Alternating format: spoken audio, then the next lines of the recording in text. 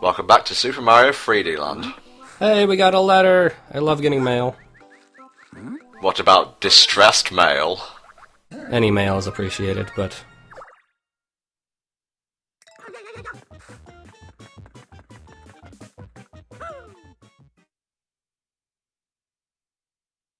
I do like the whole cutout design they went with for the letters. Very reminiscent of 3 in World. Right, it looks really good in 3D, especially. Yeah, it's basically made for the 3D gimmick, those scenes. Right. Makes me want to play Paper Mario, which I have not played yet. Haven't played the 3DS one, probably won't for a while. My favourite is still Thousand Year Door. I think you're not alone in that. What do you feel about this level? I don't know, it's fun grassland, happy-go-lucky World 2. I've kind of complained in the past about, like, the levels not being memorable, and this one, it's just grassland in front of a castle.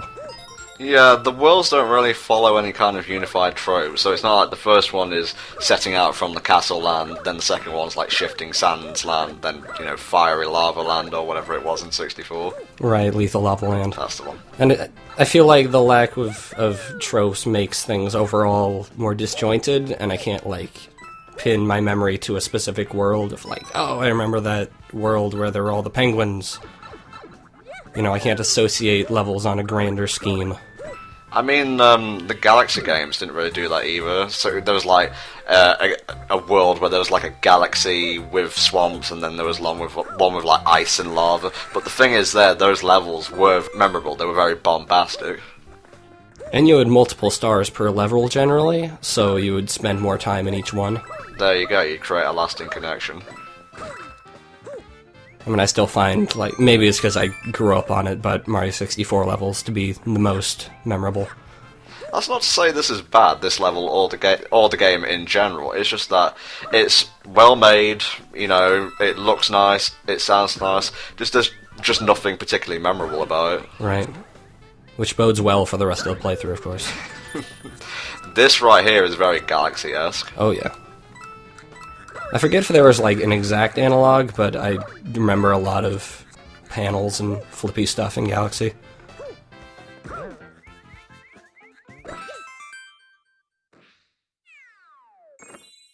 Once again, you will need all these golden flagpoles, so try and get them the first time around.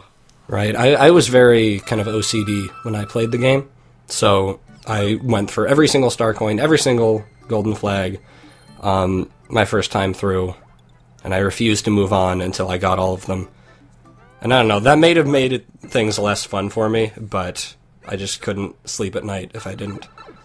Yeah, well, that's a bit extreme, but the first time I played through it, I didn't even know what the golden flagpoles did. I thought they were just for, like, aesthetic purposes. Little did I know you can't unlock the last level without getting them all. See, originally I thought you had to get the golden flagpoles on each level twice to get the last flagpole, or last level, rather. That would have been horrible. But luckily I was warned ahead of time that I had to do that. Say, Datai, did you know that this is a 3D game and it uses 3D? I was not aware of that, actually. You could have fooled me. Yeah, it's a good job they don't put any signposts to that fact throughout the entire game. I have mixed opinions about them spelling things out with coins and whatnot that break the fourth wall like that. Because I remember, like, I think Mario World did that a lot. That was at the end of Star Road, wasn't it? I wouldn't know, I never beat Mario World. You're a super player, also. Well, I can't even remember beating Mario World myself. I must have done at some point, but that memory's just gone by now. I mean, I don't know if I beat Star Road, but I've definitely uploaded a video of the Bowser fight in World at one point, so I don't know.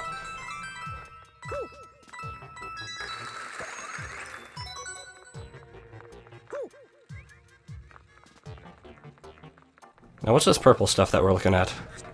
That is instant death juice. Don't step in it, you'll die. But to give you a proper answer to your question, I don't know. I'm guessing they were trying to go like the whole antimatter thing from Galaxy. I don't know, I was gonna guess it was sewage.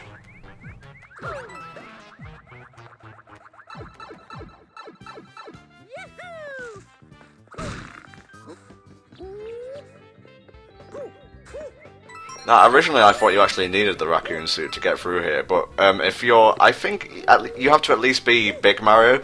You can actually crouch and do a roll, and it'll break the blocks. I was not aware of that, actually. But I think I was usually Small Mario anyway, so... Now see, look how much time we have left. It really becomes inconsequential until maybe the second set of worlds, and I'm not going to say what they are just yet. Those are definitely tighter.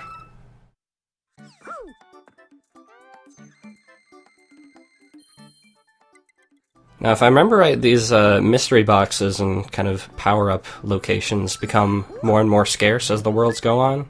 Is that correct? I suppose you could say that. I mean, you can always backtrack to other worlds, though. Oh man, that was a fearsome challenge. Absolutely. And I like you just avoiding the prize. No, not even a reason to go in there. Well, I didn't want to be Fire Mario with a Fire Flower in reserve, because you actually do need the raccoon suit to get some of the star coins. Oh look, it's the 8-bit Mario sprite. They have never made this reference before. Yeah, I don't mind it, but I'm kind of getting tired of it at this point. And look, the coins are making M's. How clever, how classic. I don't think I've heard you be this cynical before, mate. Do you even watch my videos? I've watched a bit of Other M. Okay. No, but like, this is almost token for Nintendo now. Because, like, I remember back in Sunshine when they had the 8-bit Marios on the walls and the drug trip levels. And it was like, oh look, that's so clever. And now it seems like it's just every game. I'm probably going to set myself apart from the pack here and draw derision, but I didn't really care for those levels in Sunshine. I preferred just playing around with Flood. I would actually 100% agree with you with that. I mean, they weren't bad, but I just didn't like the change of pace. I mean, I enjoyed them more once I could revisit them with the Flood and do all sorts of crazy tricks. I want Sunshine to be my favorite Mario game, but there are too many things wrong with it. I know what you mean. I just don't get people's love for it. I can understand that they enjoy it, because I had a lot of fun with it myself, but favourite Mario game? I wish I liked it more, and I wish blue coins were less of a thing. Also Chucksters. Chucksters. They're okay because they have mustaches. Anyway, look at that propeller cap. That's a kind of reference, kind of reused mechanic from New Super Mario Bros. Wii? Yes it is. I've actually played a bit of that. It was okay. It was just a bit samey. 2D Mario, basically. It's good with co-op, though. But basically you gain a double jump of sorts and can flutter down more slowly. Yeah, but once you use that double jump, you can't use it again, so time it well. But that combined with the Tanuki suit generally gives you unlimited mobility. And this is what I'm saying about you can't get some of the star coins without Tanuki Mario.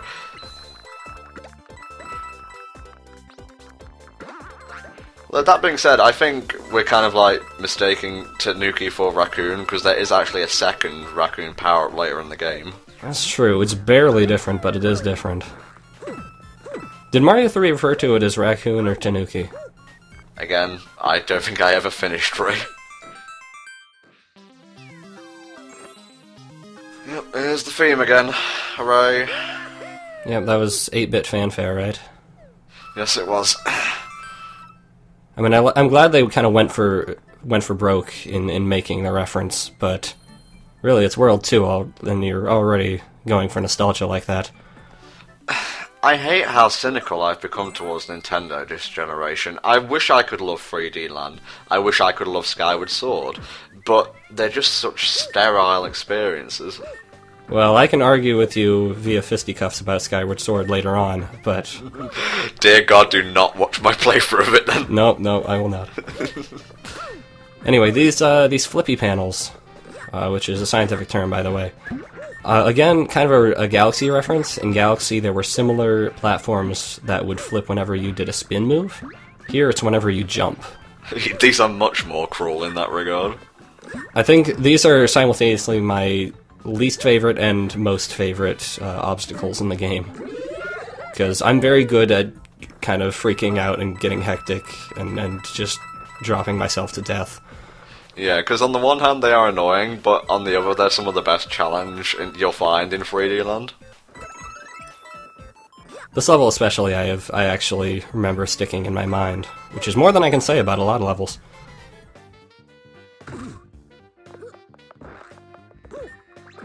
And then combine that with obstacles that make you want to jump, and you got all sorts of fun. Oh god, there's one obstacle that comes later in the game combined with this one that just makes it terrible. Right. It's nice having the Tanuki suit, though, in that you can attack enemies without jumping. Yeah. So that lets you not kill yourself.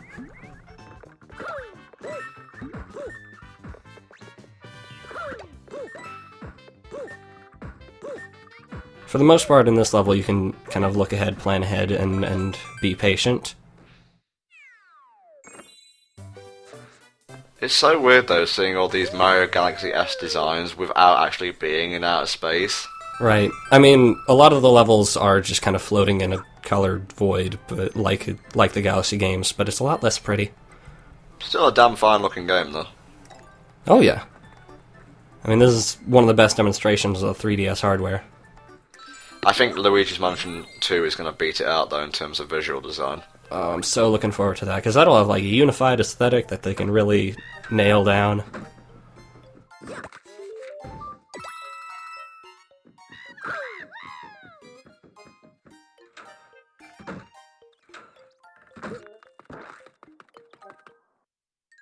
And then the final level for most of the worlds is an airship level, which is, as you might expect, a Mario 3 reference.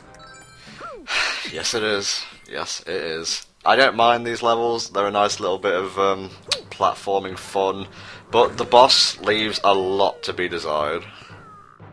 The thing with most of the airship levels is that they are auto-scrolling, again like the airship levels in Mario 3.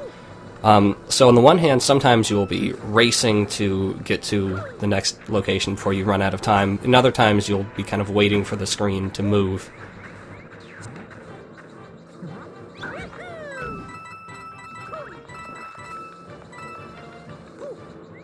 And look, timers for an auto-scrolling level.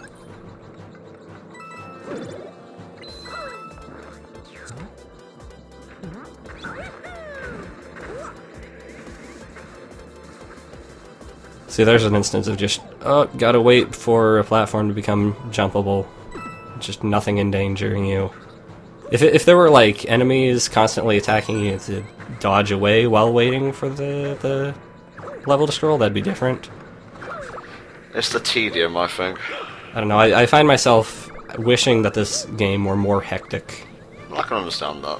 But again, they went for the whole pick up and play style. Yeah, I mean, I understand it. That's the market they're going for. But, you know, I rarely play video games outside my room, so...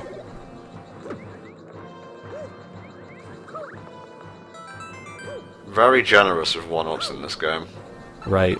You may not even need the infinite one-up glitch. Hey look, it's Boom Boom, a boss from Super Mario Bros. 3. What a surprise. He's a lot easier here than he is in Mario Bros. 3, I'll tell you that. Well, you say that, but again, the perspective kind of throws me off sometimes. Like, I'll think I'll be landing on his head, but I'll clip his arm instead. Right, well, you're attacking him while he's attacking you. If you wait long enough, then he can just, like, dizzy himself, and then he'll be stuck, and it's a lot easier.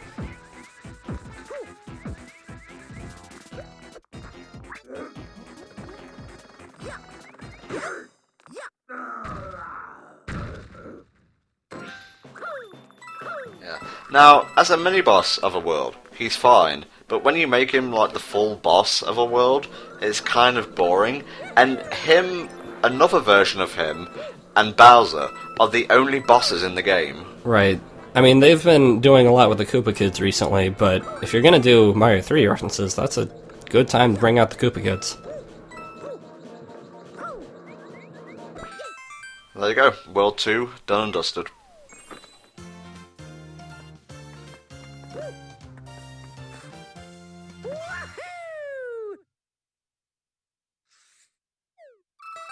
Closing thoughts for World 2?